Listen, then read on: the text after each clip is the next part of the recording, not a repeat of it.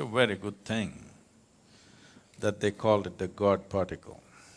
It seems somebody wanted to call it the goddamn particle, so they just put God particle, and that's a very clever ploy, marketing ploy. You must be glad that scientists are becoming market savvy. They've always been, in a subtle way, now they're getting little overt. So, for most people, their idea of science is just the new telephone model that's coming up. The next model of iPhone is their idea of science. All these people who never ever were interested in any kind of physics, now talking about particle physics world over, everybody is talking about particle physics. That's an achievement. Breaking a proton and coming up with a boson, is that an achievement? That needs to be seen.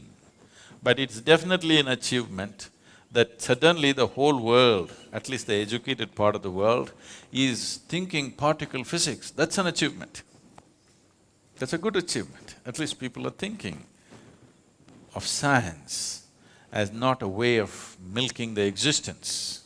Not entirely, at least a little bit. They're willing to spend $10 billion just to know something. I like that. There is right now no technological use, but they're willing to spend $10 billion and 30 years just to know something. That sounds very spiritual to me. It usually doesn't cost that much, but so, having achieved one thing, having made a social goal, scientifically, what does it mean? In yoga, we see it this way. Existence is like this. There is something called as sthula, sukshma, shunya, shiva. Sthula means the gross existence, physicality is sthula. Everything that you can see, everything that you can sense through five sense organs, everything that you can see, smell, taste, hear and touch is considered sthula. This can be analyzed with your intellect and understood and grasped. And this is always made of, as we know today, of anu or atoms, because it's physical in nature. It's a complete building block of existence is an atom. And if it's made of an atom, once enough number of atoms are there, we can touch it, we can smell it, we can taste it, we can see it if it becomes big enough. Initially in a microscope, after that with our bare eyes, we could see it. But if it goes beyond the perception of the five senses, but still it is physical in nature, we call it sukshma. So when you enter into sukshma, it is still physical, but you're not able to grasp it. Do what you want, you cannot grasp it through five senses, nor can you analyze it through your intellect. That dimension, if you approach it, we call it vishesha jnana or vishesha jnana. That means an extraordinary knowledge. Gyan or jnana means knowledge, vishesha jnana is extraordinary or significant knowledge. So vishesha jnana is referred to as vigyan.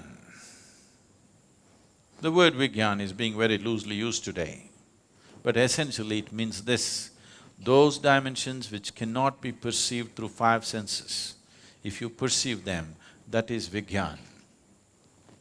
So today, science is entering those spaces. Because never ever is anybody going to see a Higgs boson. They're only going to see its footprint. Even now they only saw the footprint, they did not see a Higgs boson. But because they see the footprint, they believe he is there. Somebody's gone by, they left the footprints, we have not seen the man, but we know it's gone by. We go into the forest, we see the pug marks and we say, okay, there is a tiger. We haven't seen the tiger. In fact, in a tropical forest, it's very difficult to see a tiger. But we will see pug marks here and there. Just like that, they saw the footprint. So they're entering Vishesh Gyan. If you go further, it will become shunya, that means absolute emptiness. There, your intellect will be completely useless. Your senses will be completely useless because there is no physicality. Where there is no physicality, your sense organs and intellect will become absolutely redundant. If you go beyond shunya, there is something that we refer to as Shiva. When I say Shiva, don't imagine that calendar man from Shivakashi.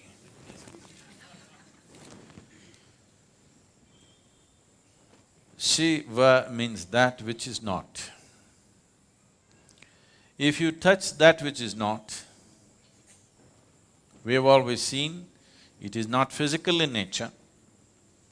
It is not physical in nature means it does not exist, but it is opaque. How can that be? It is not in the realm of your logical mind. Today, modern science believes the whole existence has to oblige to human logic, which is a very limited way of approaching life. The whole existence will not oblige to human logic.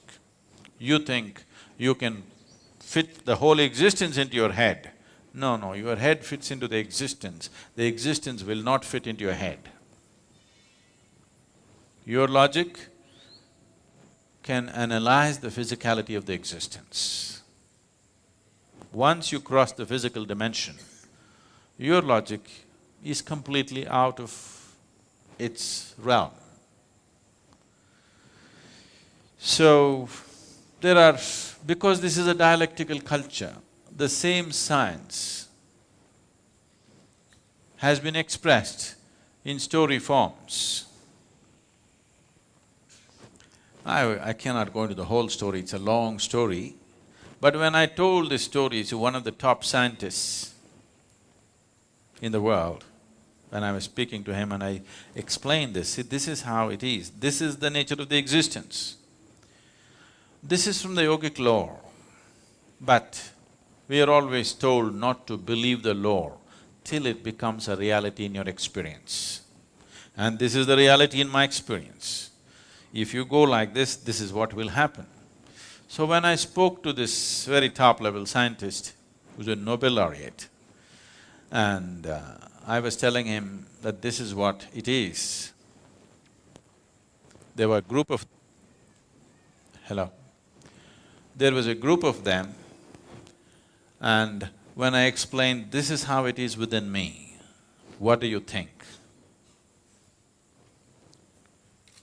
They said, Sadhguru, if you can give a mathematical backbone to what you're talking, this is Nobel Prize stuff. Can you give a mathematical background? I said, I'll never bother about the mathematics. It's true for me and it has transformed everything that I am because it's true for me. Everything that I ever was changed simply because I touched this dimension within me. I don't wish to work equations for that. And anyway, Nobel Prize wouldn't mean anything to me, I would be too embarrassed by such things. So, this story, because I will make it so brief, there could be holes in it. If I make it elaborate enough, there'll be no holes in the story, it's a perfect theory. And we have proved it within ourselves that it is true. But you want to build a $10 billion instrument under the ground to prove the same thing, it's up to you. This can be experientially proved within yourself if you are willing to go into the depths of what this is. Because this is made exactly the same way the whole universe is made. If you go deep enough into this and you know how this is made, by inference, you know how everything in the universe is made. By inference. And even now, science is also only inferring. Today modern science has admitted that it's an ever-expanding universe or an endless universe. Rather, ever-expanding is a yogic term, they are calling it an endless universe. If it's an endless universe, trying to travel across the universe and find out the nature of the universe is untenable, isn't it? Simply out of question. The only way you could know the nature of the universe, nature of the creation and the source of creation is by going inward, because whatever you ate in the morning, whether it's a idli or a dosa or a banana, has been transformed into a human being in the last few hours. Nobody else can do this except the source of creation. So if the source of creation is right here, if you want to know anything about creation, isn't it the best place to consult? If you want to know anything about creation, isn't the source of creation the best place to consult? And if you had to go to heaven for this, you could give it up. If it is right here, why don't you consult? Simply because you're too enamored by your own thought. You think you are going to capture the whole universe with your thoughts. It is a foolish way to approach. The only reason why science has survived is because of technology. It keeps throwing out technologies.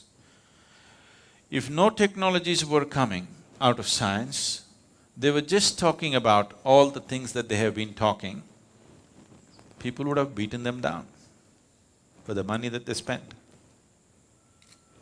And it's happened in the past, when there were no technologies and people just spoke science, they were beaten down, isn't it? So, science has its value in terms of utility, but science cannot open up the existence for human experience. It will not, it can never do it, because they are going with intellect.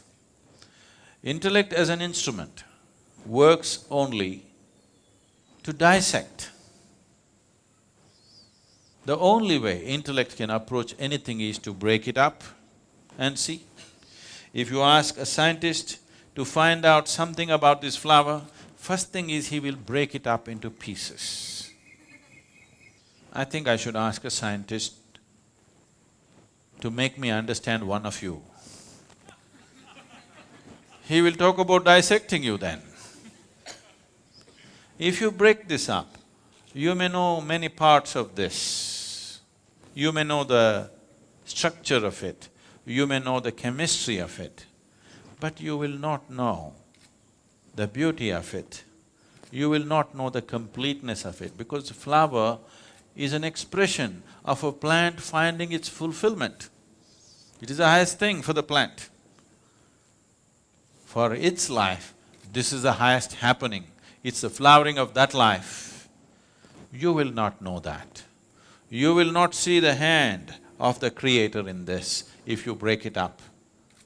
But as a whole, if you're willing to pay attention, absolute attention, if in your approach you make this flower more important than yourself and keep your focus on it, you will see the whole universe in this. If you break it up, you will have petals, you will have other parts of the flower, and you will come to vulgar conclusions, and then you will learn how to make use of it. So right now, unfortunately, our approach, what we call as science, has become like this: how to use everything in the universe for our benefit. If you see a tree, in America they call it wood.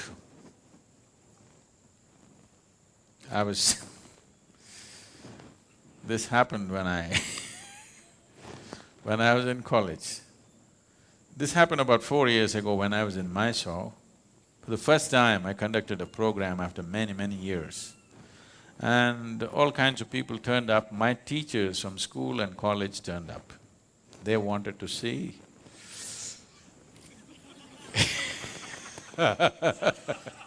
what has happened to me. So after I spoke there and we had 2-day event, and then my English teacher came and hugged me and she said, "Now I know why you wouldn't let me teach Robert Frost." I said, "Why, ma'am, why would I not let you teach Robert Frost? I like Frost." She said, "No, do you remember, you wouldn't let me teach Frost?"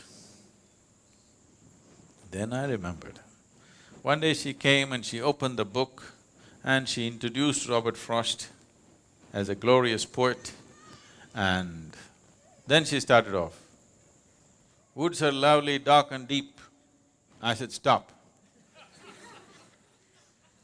I said, "A man who calls a tree a wood, I don't want to listen to him." She said, "No, Robert Frost is a great poet." I said, "I don't care how great he is. A man who calls a tree a wood, I will not listen to him." I didn't let her teach. I didn't let her teach Frost. So after many years, she comes up to me and she says, "Now I know why you wouldn't let." So, if a tiger comes here now, from the mountains I mean, if you come from Sri Lanka, that's different.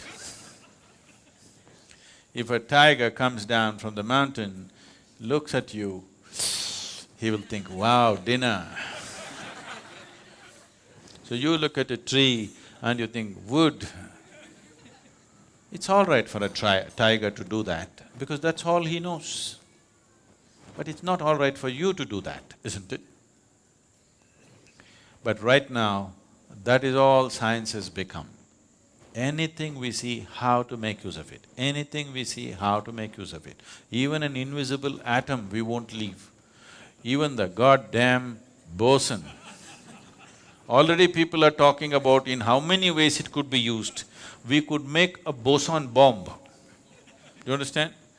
If we make a boson bomb, all of you will just vanish. We don't even have to deal with your dead bodies. Yes, because you'll cease to exist, just like the boson.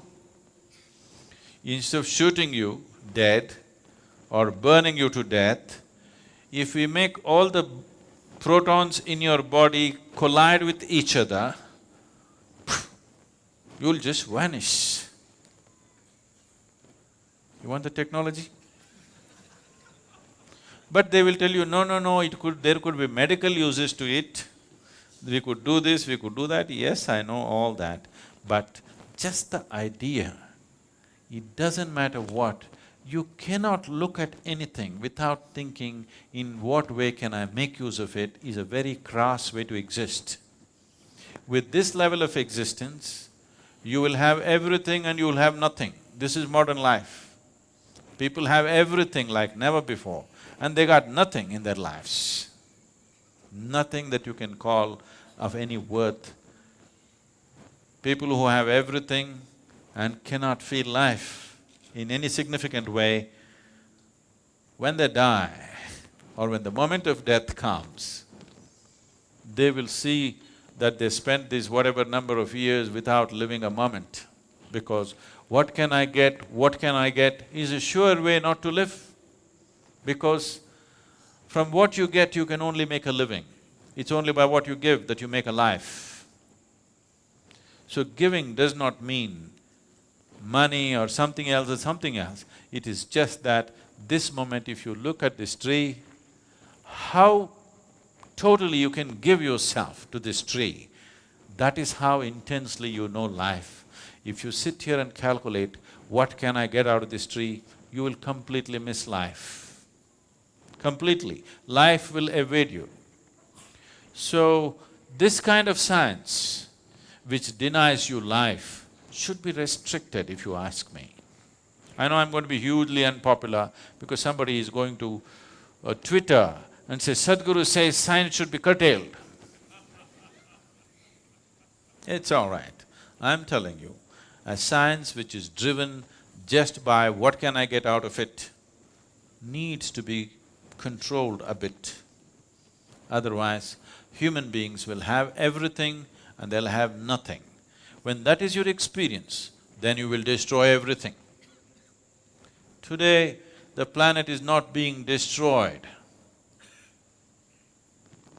because of something else. It is just unbridled use of technology, isn't it? It could have been used for our well-being, but it's working against us because we have not worked the other dimensions of life. We're just going with this, what can I get, what can I get? If you go with this, there'll be no planet left after some time. But even if the planet is left, suppose we rope in another 10 planets, still it will not be enough. We will still have nothing, we'll have everything. This is my experience. Science should have been just a quest to know, not to exploit the creation. It is just a longing to know. Human longing to know wants to find expression in every possible way. Physical sciences is one of the ways, perfectly fine.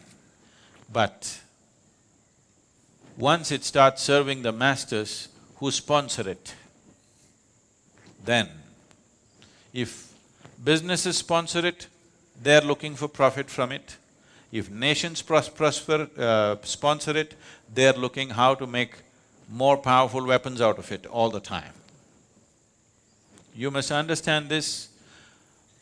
The cutting-edge science always first becomes cutting-edge military technology. Only after that it comes down to other uses. How many lives has it taken? How many more do we want to take? That's a question. So, this goddamn particle, one good thing it's done is, the whole world is thinking particle physics. I like that. That's nice. But do you know the boson is named after Satyendranath Bose? You know this? No? It's an Indian mathematician, a self-taught mathematician. As Albert Einstein acknowledged, he said, the Western sciences couldn't take a single step without the Indian mathematicians. The fundamentals of mathematics came from the East. But always here, the other ethos of the culture said, you should not do anything that's exploitative to nature, because nature was seen as Mother Nature. You don't go about raping Mother Nature. You take only what you need, nothing more. Because of that attitude, this science was not converted into technology, and that is the wisest way to handle science. Just as a quest, a tool, a way to know, and nothing beyond that, and technology must be really controlled. What is absolutely needed, that's all that should be done. This unbridled usage, already people are talking how to use the boson that they have not seen. When we can use the atom that we have not seen. So it doesn't matter what you see, you're thinking of how to use it. This attitude, unfortunately, has been further fueled by the attitude of science. This need to be checked, otherwise it will be our nemesis. It will for sure be a goddamn everything.